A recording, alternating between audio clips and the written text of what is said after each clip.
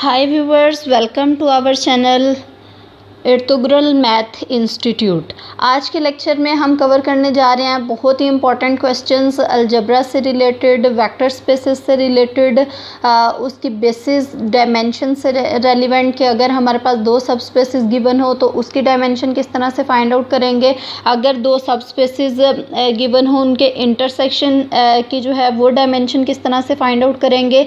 इसी तरह से अगर हमारे पास कॉम्प्लेक्स नंबर्स की फील्ड है उसकी डायमेंशन क्या होगी, और बहुत से related linear transformation related results और ट्रांसफॉर्मेशन रेलिवेंट रिजल्ट आज हम कवर करने जा रहे हैं इस लेक्चर में, तो हमारे साथ रहें। अगर आप चैनल पे न्यू हैं तो चैनल को सब्सक्राइब कर लें ताकि इस तरह के इंटरेस्टिंग वीडियोस आप तक टाइमली पहुंचती रहें। सबसे पहले हम अपने क्वेश्चन की तरफ मूव करते हैं। Find the range, rank, kernel and nullity of the linear transformation this. हमारे पास क्या गिवन है, एक लीनियर ट्रांसफॉर्मेशन गिवन है और हमारा टारगेट है कि हम फाइंड आउट करें, इसकी रेंज फाइंड आउट करें, रैंक फाइंड आउट करें, kernel and nullity find out करें। ये सारी चीज़ों से हम ऑलरेडी इस पे डिटेल्ड वीडियो बना चुके हैं, उसका लिंक आपको डिस्क्रिप्शन में मिल जाएगा, आप उस वीडियो को देख सकते हैं। ठीक है, तो ये हमारे पास लीनियर जो ट्रांसफॉर्मेशन है वो है R4 से R3 की तरफ, सच दैट। और ये लीनियर ट्रांसफॉर्मेशन डिफाइंड किस तरह से है, ये R4 का कोई भी अगर हम डोमेन का एलिमेंट लें तो वो इस ट्रांसफॉर्मेशन के अंडर उसका जो इमेज होगा वो x1 minus x4, x2 plus x3 and x3 minus x4 होगा। तो अब हम फर्दर प्रोसीड करते हैं क्वेश्चन के सॉल्यूशन की तरफ। फर्स्ट ऑफ ऑल हमने क्या फाइंड आउट करना है, रेंज फाइंड आउट करनी है। रेंज फाइंड आउट करने के लिए हम रेंज की डेफिनेशन देखते हैं कि वो क्या होती है। For range we will find elements of the type. Range के लिए हम किस टाइप के एलिमेंट्स फाइंड आउट करेंगे, R3 के होंगे और ये इस टाइप के एलिमेंट्स होंगे which have pre image in R4। Range की यही डेफिनेशन होती है ना कि हमारे पास दूसरे वाले सेट के वो तमाम एलिमेंट्स जिनके प्री इमेज पहले वाले सेट में एग्जिस्ट करते हों। ठीक है, तो इसी डेफिनेशन के अकॉर्डिंग हम रेंज फाइंड आउट करने जा रहे हैं। अब देखें, हमें रेंज के लिए जो है वो इस टाइप के एलिमेंट्स चाहिए। हमने ये वाले एलिमेंट्स ले लिए, इसको फर्दर ब्रेक करते हैं क्योंकि हमने रेंज फाइंड आउट करनी है, फर्दर रैंक भी फाइंड आउट करना है। तो इसको हम ये वाला एक्सप्रेशन है इसको हम इस फॉर्म में ब्रेक कर सकते हैं। अब देखें, अगर हम इसको इस फॉर्म में ब्रेक करें तो इसको दोबारा से हम प्रीवियस जो है एक्सप्रेशन में इसको लिख सकते हैं। फर्स्ट x1 है, x2 भी यहाँ पे 0 है, x3 भी 0 है, उसकी जगह पे हमने 0 0 लिख दिया। सेम इसी पैटर्न पे x2 और x3 हमारे पास ये वाले आ जाएंगे। x1 0 लिख दिया और इस एक्सप्रेशन में x4 भी 0 है। इसमें x3 और 4 हैं लेकिन 1 2 नहीं है, वो हमने 0 0 लिख दिया। इसी तरह से हमने x1 जिन जिन टर्म्स में कॉमन है उसमें से हमने क्या किया, x1 को कॉमन ले लिया। तो वो जस्ट पहले एक्सप्रेशन में x1 है तो हमने लिख दिया x1 कॉमन लिया, तो ये इस x1 की जगह पे 1 आ गया और बाकी हमारे पास 0 0 आ गया। इसी तरह से जब हम x2 को कॉमन लेंगे तो x2 इस एक्सप्रेशन में है। ठीक है, जस्ट इसी एक्सप्रेशन में है, वो भी सेकंड प्लेस पे है, x2 की जगह पे हमारे पास 1 आ जाएगा और बाकी 0 0। इसी तरह से x3 हमने कॉमन लिया है, x3 इसमें भी है और लास्ट वाली में भी है, तो इट मीन्स के पहले वाले पे 0 आ जाएगा और सेकंड और थर्ड पे हमारे पास क्या आएगा, 1 1 आ जाएगा। सेम इसी तरह हमने x4 भी कॉमन ले लिया। फर्दर देखें, it shows that range T is spanned by 1 0 0 0 1 0 0 1 1 and -1 0 -1। अब देखें, ये तो रेंज के एलिमेंट्स थे। रेंज के एलिमेंट्स को हमने ब्रेक किया और हर एलिमेंट को हमने कॉमन लिया। इट मीन्स के रेंज का कोई भी एलिमेंट है उसको हम, ये एक जनरल एलिमेंट था तो इसको हम इन वेक्टर्स के लीनियर कम्बिनेशन में लिख सकते हैं। तो इट मीन्स के ये वाला जो सेट है ये क्या बन गया, ये स्पैनिंग सेट बन गया। अब देखिए, यहाँ पे एक और पॉइंट नोट करने के लिए है। अब देखिए यहाँ पे क्या पॉइंट नोट करने वाला है कि ये जो रेंज का जो हमने स्पैनिंग सेट बनाया है उसमें कितने एलिमेंट्स हैं, 1 2 3 4, जबकि हमारे पास रेंज की जो डायमेंशन है वो क्या है, 3 है। इट मीन्स कि 4 एलिमेंट्स कभी भी उसको स्पैन नहीं कर सकते।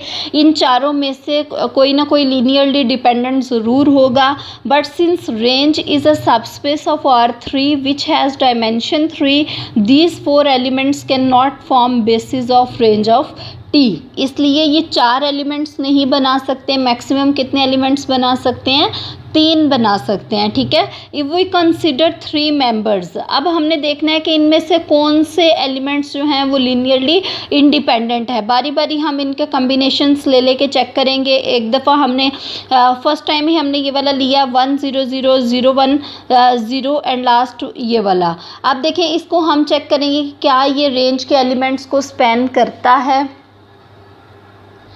वी नोटिस दैट अल्फ़ा 1 हमने लिख लिया है। देखिए लीनियर कम्बिनेशन हमने लेना था तो स्केलर्स हमने ऐड कर दिए, अल्फ़ा 1 अल्फ़ा 2 अल्फ़ा 3। अल्फ़ा 1 और ये पहला एलिमेंट आ गया alpha 2 plus alpha 2 second plus alpha 3 is equal to 0,0,0 हमने लिख दिया। हमने इसको चेक करना है कि क्या ये लीनियरली इंडिपेंडेंट है कि नहीं। This implies that alpha i's is equal to 0। ये किस तरह से 0 आएंगे, अगर आप इस पूरे एक्सप्रेशन को सॉल्व करें। एक्सप्रेशन सॉल्व करने के बाद लेफ़्ट साइड पे जो हमारे पास आएगा वो आएगा अल्फ़ा 1 इस पूरे एक्सप्रेशन में से, ठीक है, अल्फ़ा 1 और यहाँ से प्लस अल्फ़ा 2 और लास्ट वाले से हमारे पास आ जाएगा। तो इस पूरे एक्सप्रेशन को सॉल्व करने के बाद ये वाला अल्फ़ा 1 इज़ इक्वल टू 0 आ जाएगा, अल्फ़ा 2 भी 0 आ जाएगा, तो यहाँ से अल्फ़ा 3 भी 0 आ जाएगा। इट मीन्स कि हमने ये वाला जो 3 एलिमेंट्स का सेट लिया है ये क्या है, ये लीनियरली इंडिपेंडेंट है and hence form a basis of range of T. Range of T की क्या बनाता है, बेसिस बनाता है। Therefore dimension of range of T क्या होगी, 3 एलिमेंट्स हैं तो number of elements in basis dimension कहलाती है, तो वो 3 हो गया। रेंज की जो डायमेंशन होती है उसका एक ख़ास नाम होता है, उसको कहते हैं रैंक ऑफ टी। इस लीनियर ट्रांसफॉर्मेशन का क्या कहलाता है, रैंक कहलाता है। अब देखिए इसकी डायमेंशन भी 3 आ गई, जबकि जिस स्पेस की ये रेंज सबस्पेस बनती है उसकी डायमेंशन भी 3 है। इट मीन्स के range of T is equal to R³। ये हमारे पास आ गया R³। नेक्स्ट हमारा टारगेट क्या है कि अब हमने कर्नल फाइंड आउट करना है, कर्नल फाइंड आउट करना है और नलिटी फाइंड आउट करनी है। कर्नल की डेफिनेशन आपको पता होगी कि इसमें डोमेन के वो तमाम एलिमेंट्स आते हैं जो कि इमेज के जो दूसरे सेट की आइडेंटिटी पे मैप होते हैं, ठीक है। Also as we know that, अब देखें डोमेन के वो तमाम एलिमेंट्स कर्नल से बिलोंग करते हैं जिनका इमेज क्या है, दूसरे सेट की आइडेंटिटी। तो यहाँ पे हमने जनरल एलिमेंट ले लिया डोमेन का जो कि R4 का सबसेट है, R4 का सबसेट है ना, ठीक है। तो ये कर्नल से कब बिलोंग करेगा, अगर ट्रांसफॉर्मेशन टी के अंडर इसका जो इमेज है वो आए 0 0 0 आ जाए। अब देखिए ये वाली ट्रांसफॉर्मेशन हमारे पास गिवन है क्वेश्चन में, तो इस पे हम अप्लाई करते हैं। This further equals to this, ये हमारे पास ऑलरेडी ट्रांसफॉर्मेशन गिवन है। दिस इज़ इक्वल टू 0,0,0, ये हमारे पास 0 0 के इक्वल आता है।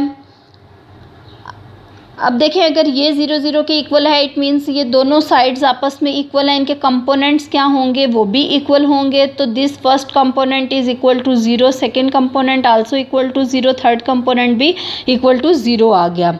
अब देखें फर्स्ट वाले कंपोनेंट से अगर आप देखें तो x1 is equal to x4 आ जाएगा। अगर हम x1 x2 x3 को हम x4 के जो है कम्बिनेशंस में लिखना चाहें तो हम इस तरह से लिख सकते हैं, x1 is equal to x4 हो गया। इसी तरह से यहाँ से अगर हम देखें तो x3 किसके इक्वल आ गया, x4 के इक्वल। अब ये जो सेकंड वाला मिड वाला एक्सप्रेशन है इसमें x2 plus x3 is equal to 0 है, तो x2 यहाँ पे हमारे पास x3 की वैल्यू हमें पता है कि वो क्या है, तो हम x2 is equal to minus x3 के इक्वल लिखेंगे और माइनस x3 x4 के इक्वल है, तो माइनस है तो साथ में माइनस लगा देंगे।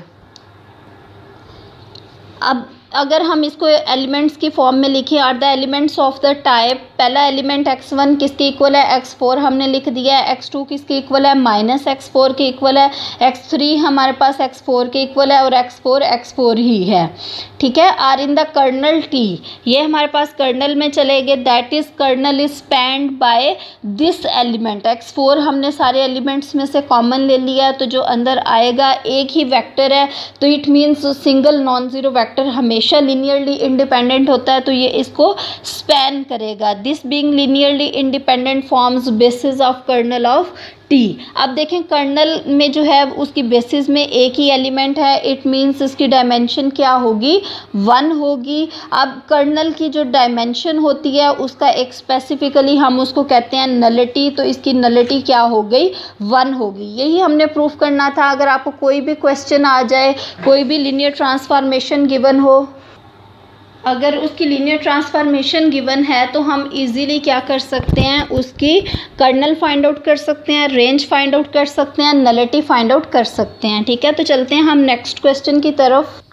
सो व्यूवर्स, हमारा जो नेक्स्ट क्वेश्चन है वो ये है, explain the relationship between linearly independence and rank of A matrix. Linearly independence की बात कर रहे हैं तो हम एक रिलेशनशिप को डिस्कस करने जा रहे हैं जो कि लीनियरली इंडिपेंडेंस और रैंक मैट्रिक्स के रैंक दोनों में लिंक्ड होता है, या इन दोनों का आपस में क्या रिलेशन होता है। The rank of A matrix A written as rank of A, कहते हैं कि जो रैंक होता है मैट्रिक्स का is equal to the maximum number of linearly independent rows of A, ठीक है। ये आपने पढ़ा होगा, maximum number of non zero rows of ए।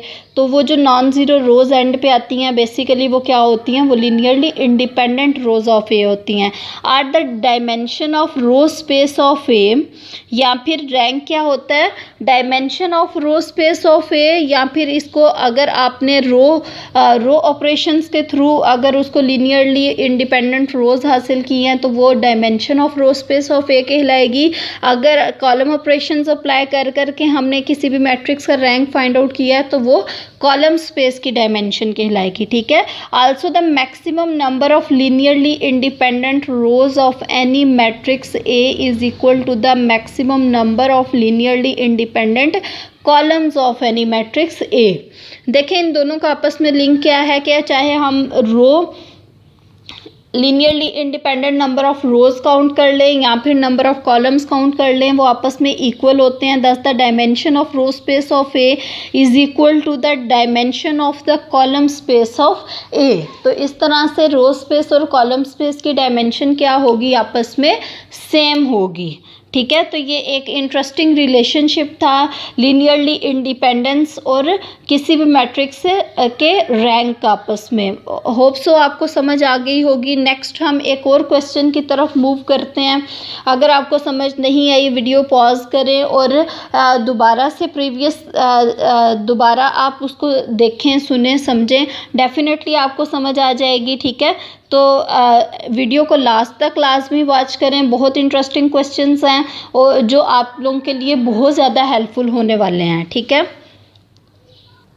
अब देखिए ये हमारे पास नेक्स्ट क्वेश्चन है, if the vectors u v w are linearly independent then show that the vectors u plus v, u minus v, u minus 2v plus w are also linearly independent. अब देखें इससे related आपके पास MCQs आ सकते हैं। अगर आपके पास set of vectors linearly independent है तो हो सकता है नेक्स्ट आपको इस तरह का कोई सेट दे के पूछा जाए कि क्या ये लीनियरली इंडिपेंडेंट है कि नहीं। तो अगर आपको ये रिजल्ट आता है तो आपके लिए बहुत ईजी हो सकता है, विद इन सेकेंड्स आप उसको लिख सकते हैं, ठीक है। तो इसकी तरफ हम प्रोसीड करते हैं। हमने क्या शो करना है, इसको लीनियरली इंडिपेंडेंट शो करना है। गिवन क्या है कि ये वाले वैक्टर्स लीनियरली इंडिपेंडेंट हैं। इसको लीनियरली इंडिपेंडेंट शो करने के लिए हम इसका एक लीनियर कॉम्बिनेशन देंगे और फिर उसमें जो स्केलर्स हैं उनकी वैल्यूज़ फाइंड आउट करेंगे। अगर तो वो सारे के सारे क्या आ जाएंगे, ज़ीरो आ जाएंगे, तो ये हमारे पास linearly independent set of vectors होंगे, अदरवाइज़ ये नहीं होंगे, ठीक है, समझ आ गई आपको कि हम किस तरह से प्रोसीड करेंगे।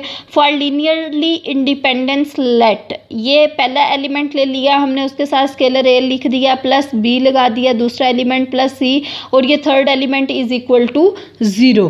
अब देखें हमारे पास जो इंफॉर्मेशन गिवन है वो है यू, वी और डब्ल्यू से रिलेटेड। अब हम ये कर सकते हैं कि हम इन पूरी टर्म्स में से जो है वो यू वाली टर्म्स में से यू कॉमन ले लें, वी वाली में से वी कॉमन ले लें और W वाली में से W कॉमन ले लें। ठीक है, अब देखें U इसमें भी है, इसमें भी है, इसमें भी है, तो थोड़ा सा डायरेक्ट मैंने लिखा है यहाँ पे। A हमने A यहाँ से आ गया, प्लस B ये वाला आ गया, प्लस C ये वाला आ गया, इसमें तीनों में U है तो एंड पे U, सेम इसी पैटर्न पे हमने बाकी भी कॉमन ले लिए। अब देखें यहाँ पे एक इन्फॉर्मेशन हमारे पास गिवन है, U V W क्या है, वो लीनियरली इंडिपेंडेंट है। लीनियरली इंडिपेंडेंट हैं तो डेफिनेटली उनके ये वाले स्केलर्स जो हैं ये क्या होंगे, 0 होंगे। असल में हमने ये जितना प्रोसीजर किया है ये स्केलर्स को ही 0 के इक्वल शो करने के लिए किया है। ठीक है, so the coefficients in above equation will be 0। अब देखिए इनके जब कोफिशेंट 0 होंगे तो a plus B plus C is equal to 0, ये भी 0 आ गया और c भी 0 आ गया। अगर c 0 को हम इस इक्वेशन में रिप्लेस करें, इस इक्वेशन में रिप्लेस करें तो यहाँ से आएगा a plus B is equal to 0 और ये आएगा a minus B is equal to 0। अब अगर हम इन दोनों इक्वेशंस को सॉल्व कर लें साइमल्टेनियसली तो a और b की वैल्यू आ जाएगी। अब देखें अगर इन दोनों इक्वेशंस को हम ऐड करते हैं तो b माइनस बी है और ये प्लस बी, ये दोनों कैंसिल हो जाएंगे। 2a is equal to 0, a 0 आ जाएगा, बी भी 0 आ जाएगा। इस तरह से ये वाले वेक्टर्स हमारे पास क्या आ गए, लीनियरली इंडिपेंडेंट आ गए। तो ये देखिए हमने बहुत ही आसान तरीके से इजी वे में इसको लीनियरली इंडिपेंडेंट शो कर दिया है। आपने इस रिज़ल्ट को भी याद रखना है, ये आपके लिए फर्दर कहीं ना कहीं हेल्पफुल लाजमी होगा। ठीक है, तो नेक्स्ट क्वेश्चन की तरफ अब हम बढ़ते हैं। अगर आपको वीडियो अच्छी लग रही है तो वीडियो को लाइक कर दिया करें, अपने दोस्तों के साथ शेयर कर दिया करें ताकि हमारी मोटिवेशन में इजाफा हो और हम इस तरह की इंटरेस्टिंग और फैसिलिटेटिंग वीडियोस आपको प्रोवाइड करते रहें। ठीक है, अब हम नेक्स्ट क्वेश्चन की तरफ मूव करते हैं। ये भी एक बहुत अच्छा क्वेश्चन है कि एक फील्ड से अगर हमारे पास एक फील्ड में सेट लीनियरली इंडिपेंडेंट है तो क्या वो हर फील्ड में लीनियरली इंडिपेंडेंट होगा कि नहीं होगा, या क्या हमें हर बार उसको चेक करना पड़ेगा। तो इसके लिए ये स्टेटमेंट है, show that the vectors u is equal to this, w is equal to this in C square. ठीक है, सी स्क्वायर में आर लीनियरली डिपेंडेंट, इस स्पेस में ये लीनियरली डिपेंडेंट है ओवर द फील्ड सी। जब फील्ड कौन सी है, कॉम्प्लेक्स नंबर्स की फील्ड है, but linearly independent over the real field R. Real field में ये दोनों वेक्टर्स जो हैं ये लीनियरली इंडिपेंडेंट हैं, लेकिन कॉम्प्लेक्स फील्ड में ये क्या है, ये लीनियरली डिपेंडेंट हैं। इट मीन्स कि वेक्टर्स की लीनियर डिपेंडेंस इंडिपेंडेंस चेक करने के लिए फील्ड बहुत इंपॉर्टेंट रोल प्ले करती है। इसलिए हम इस क्वेश्चन को करेंगे और समझेंगे कि किस तरह से इस तरह के क्वेश्चन को हम टैकल करेंगे। ठीक है, कोई भी इस तरह का क्वेश्चन आ जाए, इस पैटर्न का कोई भी क्वेश्चन आ जाए, आप हर तरह के क्वेश्चन को सॉल्व कर सकें। ठीक है, तो इसके सॉल्यूशन की तरफ मूव करते हैं।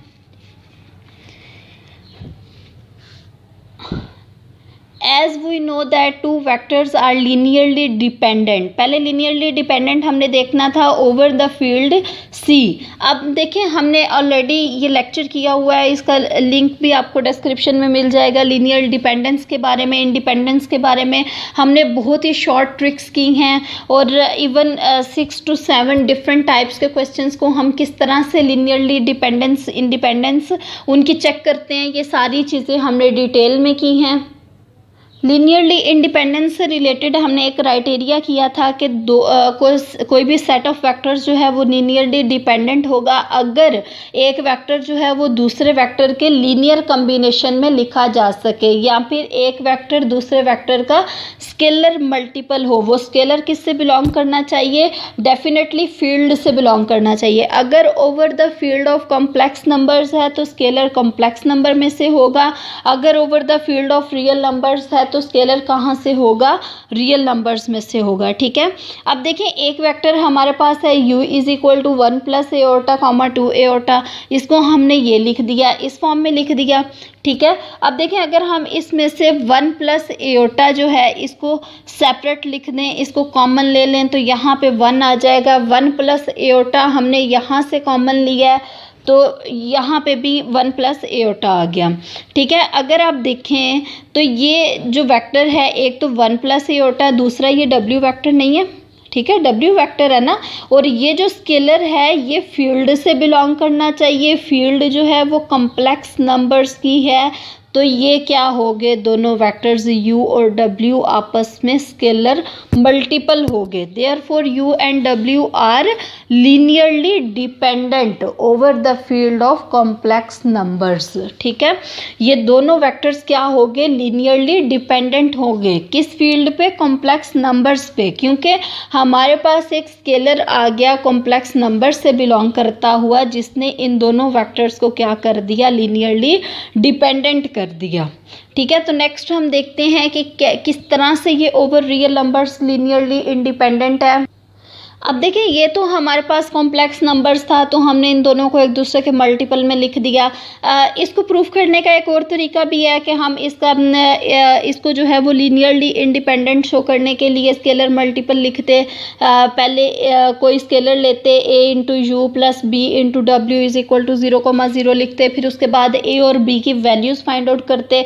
अगर तो वो 0 आ जाती तो ये लीनियरली इंडिपेंडेंट होते, अदरवाइज ये लीनियरली डिपेंडेंट होते, वो भी आप कर सकते हैं। ठीक है, बहुत से तरीके हैं, आप वीडियो जो है वो डिटेल में देखें, आपको बहुत कुछ नया सीखने को मिलेगा। अब देखें on the other hand u and w are linearly independent, ये लीनियरली इंडिपेंडेंट होंगे ओवर r जो है वो फील्ड ऑफ रियल नंबर्स है, as no real multiple of w can equal to u। अब देखें यहाँ पे तो हमारे पास ये किसका एलिमेंट है, कॉम्प्लेक्स फील्ड का एलिमेंट है ना। अगर यही एलिमेंट मल्टीप्लाई होगा तो ये एक दूसरे के लीनियर कॉम्बिनेशन में, एक दूसरे के स्केलर मल्टीपल में इनको लिखा गया।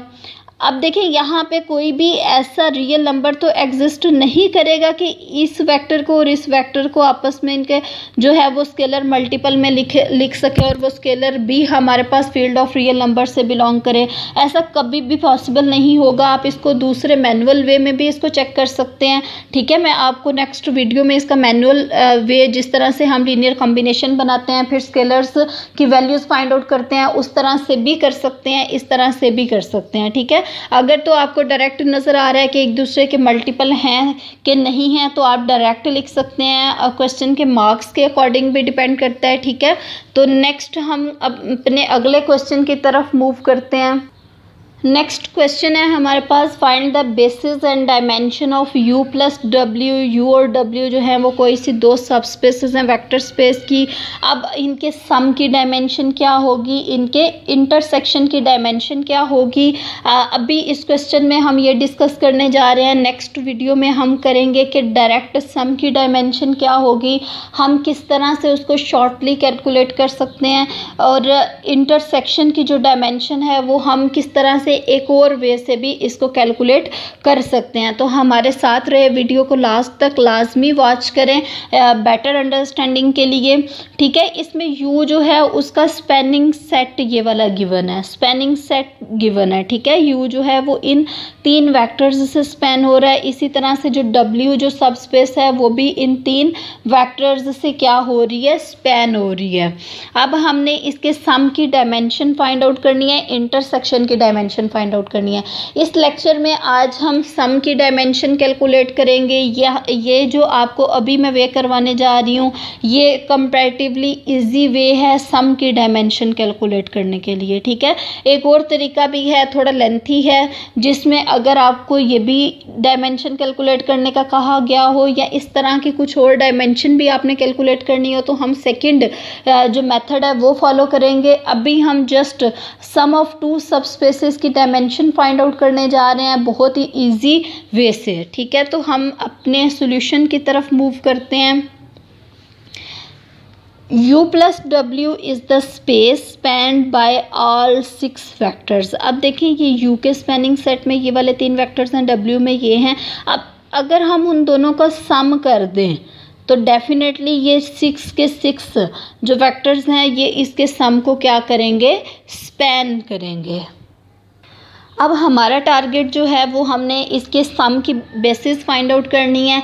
तो ये वाले जो 6 के 6 वेक्टर्स हैं जो कि स्पैन कर रहे हैं सम को, सम ऑफ 2 सब स्पेसिस को, तो इसको हम क्या करेंगे, 6 वेक्टर्स को हम मैट्रिक्स की फॉर्म में लिख लेंगे और फिर इसको रो एचलन फॉर्म में रिड्यूस करेंगे। ठीक है, रो एचलन फॉर्म से आप लोग ऑलरेडी फेमिलियर होंगे, आप इसको कर सकते हैं, इसलिए थोड़ा सा मैं डायरेक्ट चलूँगी यहाँ पे। अब देखें पहला वेक्टर ये है हमारे पास, इसको हमने एक रो में लिख लिया, फिर उससे नीचे दूसरे वेक्टर को रो में लिख लिया, फिर थर्ड को लिख लिया। अगर आप देखें तो ये इस फॉर्म में आएगा। ठीक है, इस फॉर्म में आएगा। अब देखें ये थर्ड को हमने यहाँ पे लिख लिया, उसके बाद हमने फोर्थ को ये लिखा, फिफ्थ को यहाँ पे लिख लिया, सिक्स को यहाँ पे लिख लिया। कोई भी अगर आपके पास सेट ऑफ वेक्टर्स गिवन है तो आप इस तरह से लिख के सम ऑफ 2 सब स्पेसिस की डायमेंशन फाइंड आउट कर सकते हैं। अब देखें इस पे हमने रो एचलन फॉर्म में कन्वर्ट करना था, रो ऑपरेशंस लगाए, इन दोनों को माइनस कर दिया, इसको 2 से मल्टीप्लाई करवा के फिर इससे माइनस कर दिया, ये 0 हो गया। सेम फिर हमने इन दोनों को माइनस कर दिया, इन दोनों को माइनस कर दिया। इसी तरह से ये हमने पहली नॉन ज़ीरो एंट्री रखी, बाकी सारी एंट्रीज़ क्या हो गई, 0 0 हो गई। ठीक है, आप इसको अंडरस्टैंड कर सकते हैं, बहुत ईजी है। तो ये हमारे पास होगी फर्स्ट कॉलम, हमने फर्स्ट नॉन ज़ीरो एंट्री और बाकी एंट्रीज क्या हो गई, 0। सेम इसी पैटर्न पे अब हमने क्या करना है कि सेकंड रो में जो है ये सेकंड ये वाली नॉन ज़ीरो एंट्री रखी, बाकी सारी एंट्रीज़ हमने क्या कर ली, 0 कर ली, इन दोनों को ऐड कर दिया और इसी तरह से हमने सब्ट्रैक्ट कर दिया, इसको मल्टीप्लाई करके 3 से। सेम इसी पैटर्न पे हमने ये सारी बाकी 0 कर दी। इसी तरह से थर्ड रो में थर्ड एंट्री नॉन ज़ीरो रखी, बाकी सारे 0, और जो भी मैक्सिमम नंबर ऑफ रोज़ हमारे पास 0 बन सकती थी हमने उनको 0 बना लिया। आप लोग इजीली रो ऑपरेशंस अप्लाई करके ये टारगेट अचीव कर सकते हैं। ठीक है, तो हमने उसको क्या कर लिया, 0 बना दिया। अब फर्दर ये देखें इसमें नंबर ऑफ नॉन ज़ीरो रोज़ कितनी आ गई, 1 2 3, बाकी सारी क्या हो गई, 0 हो गई। तो अभी हमने प्रीवियस क्वेश्चन में डिस्कस किया था, इसी वीडियो में किया है कि हमारे पास रैंक ऑफ मैट्रिक्स और नंबर ऑफ लीनियरली इंडिपेंडेंस रोज़ या फिर लीनियरली इंडिपेंडेंस का क्या रिलेशन होता है। तो आपको अब तक समझ आ गई होगी कि क्या रिलेशन होता है। The following 3 non zero rows of the echelon matrix form a basis of U plus W। ये वाली जो 3 नॉन ज़ीरो रोज़ बच गई हैं ये क्या बनाती हैं, बेसिस बनाती हैं U प्लस W की। इसको हमने इस फॉर्म में भी लिखा है। ये देखें फर्स्ट वाला जो है वो 1 3 -2 2 और 3। ठीक है, ये वाला 2 नहीं यहाँ पे आएगा, 3 आ गया। ठीक है, उसके बाद नेक्स्ट आ गया 0 1 -1 2 -1 आ गया, और इसी तरह से ये थर्ड आ गया। अब देखें सम में कितने एलिमेंट्स आए, उसकी रिड्यूस्ड एचलन फॉर्म में उसकी बेसिस में 3 आए, तो उसकी डायमेंशन क्या हो गई, 3 हो गई। ये था हमने बहुत ही इजी वे में सम ऑफ 2 सब स्पेसिस की जो है वो डायमेंशन हमने फाइंड आउट करनी सीखी है। इस नेक्स्ट लेक्चर में हम इसका एक और तरीका डिस्कस करेंगे जिसके थ्रू हम इंटरसेक्शन ऑफ 2 सब स्पेसिस की भी डायमेंशन फाइंड आउट कर सकते हैं। ये उस केस में था अगर आपको जस्ट सम की डायमेंशन पूछी जाती है।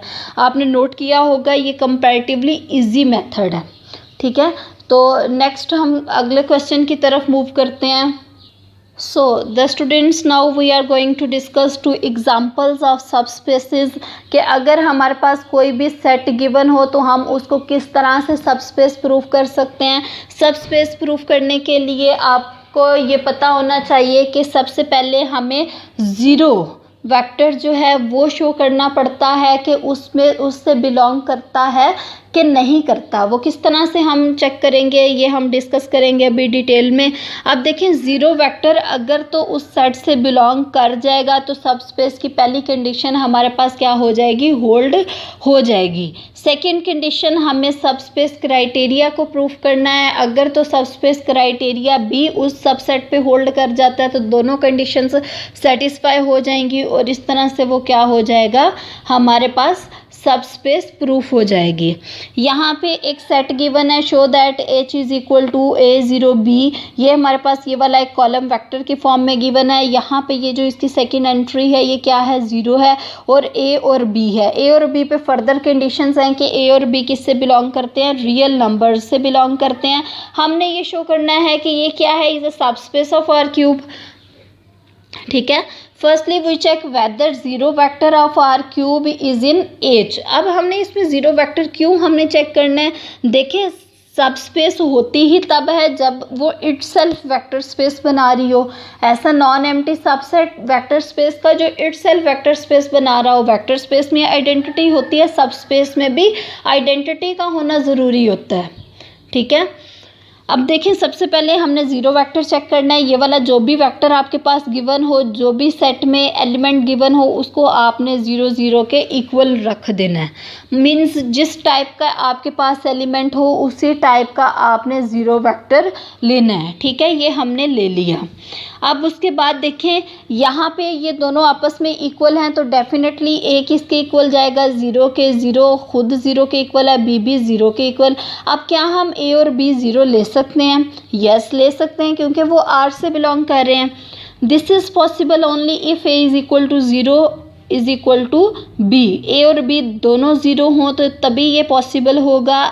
और ये पॉसिबल इसलिए है क्योंकि ए बी आर से बिलोंग करते हैं, रियल नंबर से बिलोंग करते हैं। कोई भी रियल नंबर हो सकता है तो 0 भी हो सकता है। ठीक है, therefore zero vector belongs to H। इस तरह से ज़ीरो वेक्टर किससे बिलोंग कर गया, हमारे पास H से बिलोंग कर गया।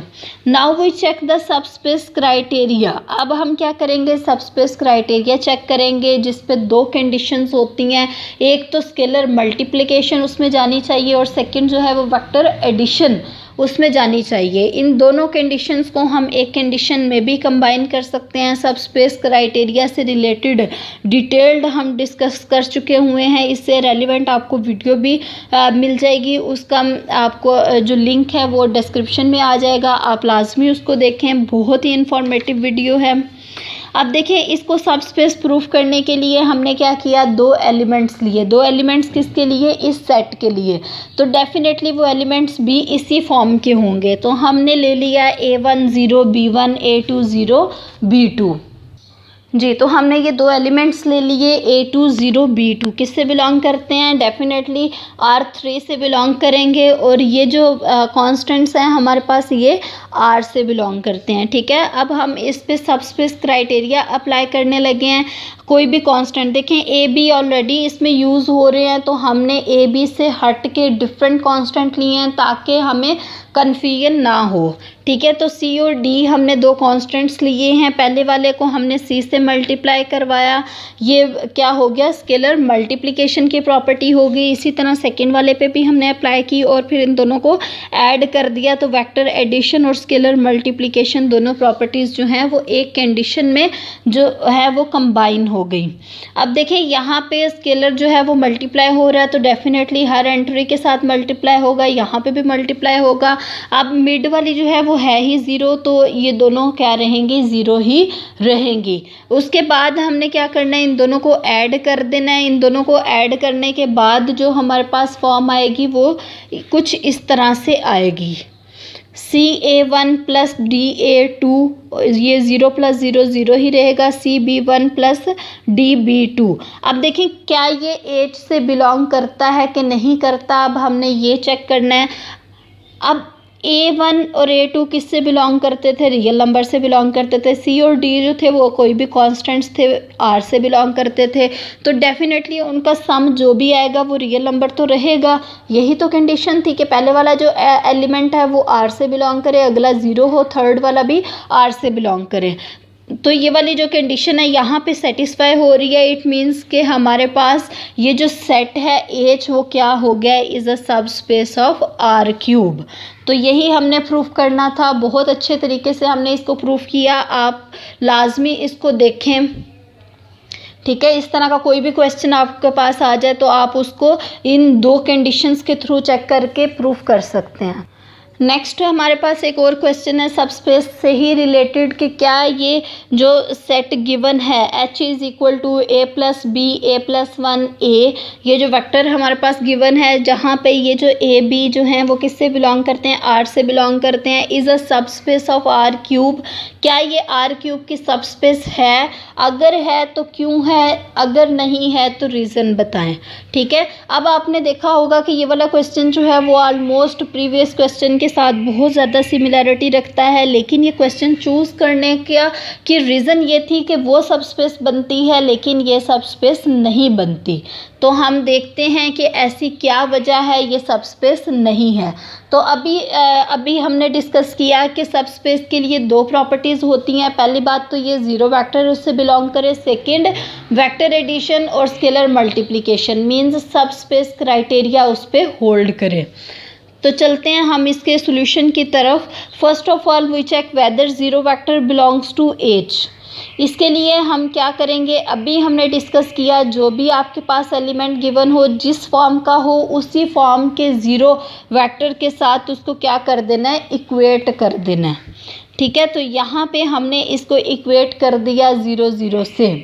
अब देखें ये वाला अगर हमारे पास ये दोनों आपस में ज़ीरो हैं तो डेफिनेटली फर्स्ट एलिमेंट क्या होगा, हर कंपोनेंट बी इक्वेट कर रहा है तो ये ज़ीरो होगा, ए ज़ीरो आ गया।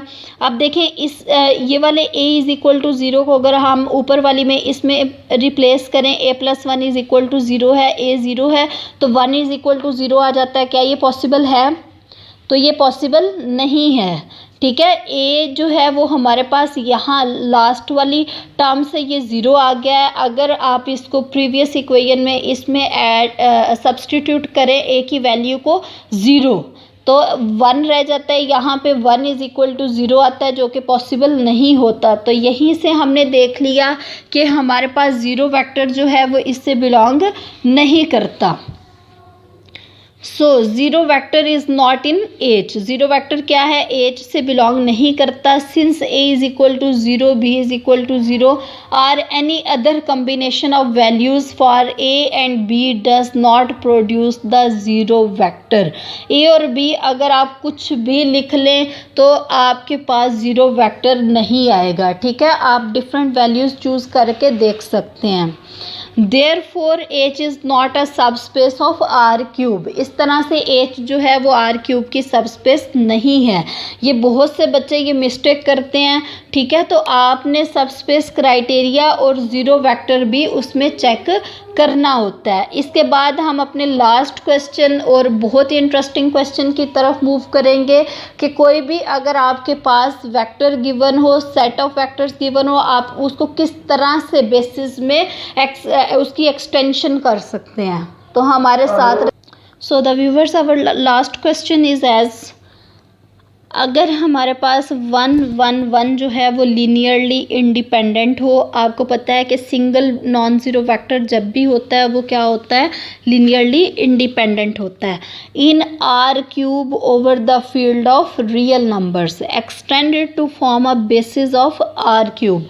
ये एक सिंगल वेक्टर लीनियरली इंडिपेंडेंट है। हमने देखना है कि maximum number of linearly independent vectors जो हैं वो फाइंड आउट करने हैं और हमने इसको क्या करना है, बेसिस में कन्वर्ट करना है।